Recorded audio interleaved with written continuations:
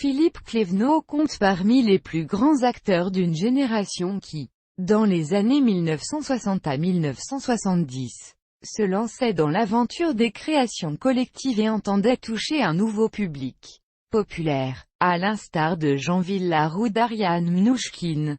De 1962 à 1965, il suit les cours du Centre dramatique de l'Est alors sous la direction d'Hubert Gignoux, Paul Lefebvre et Claude Petitpierre. Parallèlement, il continue l'étude de l'orgue, du clavecin et du piano. Après les 2 années de son service militaire, 1965 à 1967, pendant lesquelles il apprend l'allemand, il devient membre de la Maison de la Culture de Bourges, dirigée par Gabriel Monet. En 1971, il participe au début du Théâtre de l'Espérance avec Jean Jourdeuil et Jean-Pierre Vincent. Puis, en 1976, rejoint l'école du TNS, l'École supérieure d'art dramatique de Strasbourg, que dirige le même Jean-Pierre Vincent.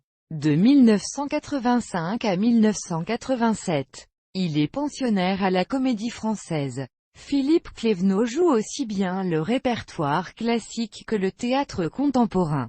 Ainsi le voit-on dans le Misanthrope de Molière ou Macbeth de Shakespeare, de mise en scène de Jean-Pierre Vincent, dans Le Prince de Hombourg de Kleist, mise en scène de Mathias Langhoff, La Cruche cassée du même Kleist, mise en scène de Bernard Sobel, dans L'École des femmes de Molière, mise en scène de Bernard Sobel, Le neveu de Rameau de Diderot, mise en scène de Jean-Marie Simon, dans Arto Momo ou La conférence du vieux Colombier, histoire vécue d'Arto Momo d'Antonin Artaud, où il interprète l'auteur, dans Un barrage contre le Pacifique de Marguerite Duras ou encore dans La jungle des villes de Brecht, mise en scène de Stéphane Braunschweig, dans La vie de l'égoïste Fetzer, du même Brecht, sous la direction de Bernard Sobel, dans Rumeur à Wall Street de Bernard Châtelier, d'après le Bartleby de Melville, mise en scène de Bérengère Bonvoisin, ou bien Pionnier à Ingolstadt de Marie-Louise Flessé. En tant que metteur en scène, on lui doit notamment Anna Christie d'Eugene O'Neill, à Genève, en 2000, spectacle qui est repris au théâtre Gérard Philippe, à Villeurbanne, en 2001. Par ailleurs, il a également écrit Celle qui ment, d'après la célèbre mystique italienne Angèle de Foligno. Son premier rôle au cinéma lui est offert par René Alliot en 1970, dans Les Camisards. Il travaille ensuite avec de nombreux cinéastes, dont Bertrand Blier, Patrice Lecomte ou encore Jean-Jacques Benex.